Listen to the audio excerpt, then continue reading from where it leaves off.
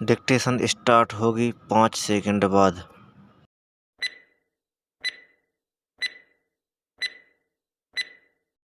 कालचक्र सदा बेरोक टोक अपनी गति से चला करता है। संसार की कोई भी शक्ति इसके सम्मुख जरा भी टिक नहीं सकती है। कौन आता है, कौन जाता है, कौन सा आदमी क्या काम करता है, इन सब से मानो मतलब होते हुए भी कुछ मतलब नहीं है।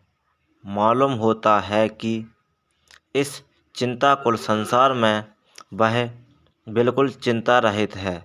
उसे किसी की परवाह नहीं, परंतु सबको उसकी परवाह है। इतना ही नहीं, सारी सृष्टि, संपूर्ण जनसमाज, जनसंख्या का जरा भी ख्याल न रखकर हर तरह से अथवा सब तरह से मूक बकरी की तरह उसके इशारे पर नाचता है। क्या पता कि वह किस समय क्या करता है।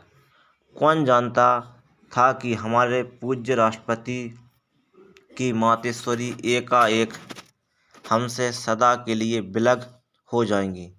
श्रीमती स्वरूप रानी, जन्मभूमि की सच्ची पुत्री, आदर्श भारत रमणी, जनसाधारण की माता, उन कतिपय महिलाओं में से थीं जिन्होंने देश के लिए अपना तन मन धन सब कुछ हंसते हंसते न्यौछावर कर दिया है। इतना ही नहीं, बल्कि उसने अपने इकलौते पुत्र को भी भारत माता की भेंट कर दिया है। कैसा अपूर्व त्याग है। हमारी माताओं और बहनों को इनके जीवन से शिक्षा ग्रहण करनी चाहिए। उन्हें अच्छी तरह जान लेना चाहिए कि सिर्फ अपने कुटुंब का भरण पोषण और देखभाल ही उनके जीवन का लक्ष्य नहीं है, बल्कि देश सेवा उनका भी सर्वोच्च कर्तव्य है। यह सर्वथा उचित ही था कि छोटी मोटी बातें ही क्या हैं, बड़े बड़े हिंदू मुसलमान लोगों ने अपने भेदभाव भुलाकर बिल्कुल एक मन से शोक और श्रद्धा प्रकट की। सचमुच ऐसे मौके पर तो ऐसा होता है अथवा ऐसा होना ही चाहिए। अब समय आ गया है जब हम लोगों को चाहिए कि आम तौर पर हिंदू मुस्लिम आपस में एक हो जाएं। व्यर्थ में लड़ने झगड़ने, कहने सुनने और धर्म के मामलों पर गर्मा गर्म बातचीत करने तथा एक दूसरे से जवाब तलब करवाने में शक्ति नाश करना सर्वथा हानिकारक है।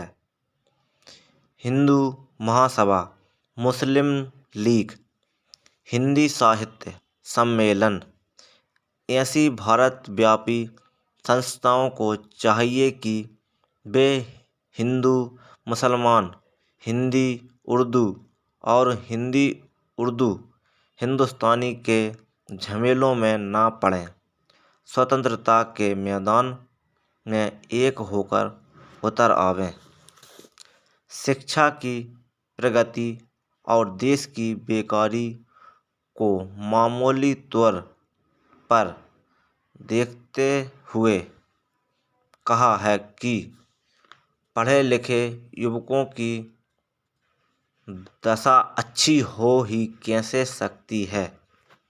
एक तो शिक्षित युवकों की भरमार और दूसरे व्यापार, उद्योग धंधे और नौकरी की गिरी हालत बेकारी की भारी जटिल समस्याएं बनाए हैं। यह है कि दूसरी खेती की बर्बादी, यानी 90% किसान जो गाँव में रहते हैं उनकी दशा देखकर हम कह सकते हैं कि यदि खेती तथा देसी व्यापार आदि में किए जाने योग्य शीघ्र सुधार न किए गए तो ऐसा न हो कि कुछ दिनों के बाद देश में आतंक की लहर उठ पड़े। दोस्तों, चैनल को लाइक एवं सब्सक्राइब जरूर करें और कमेंट करें।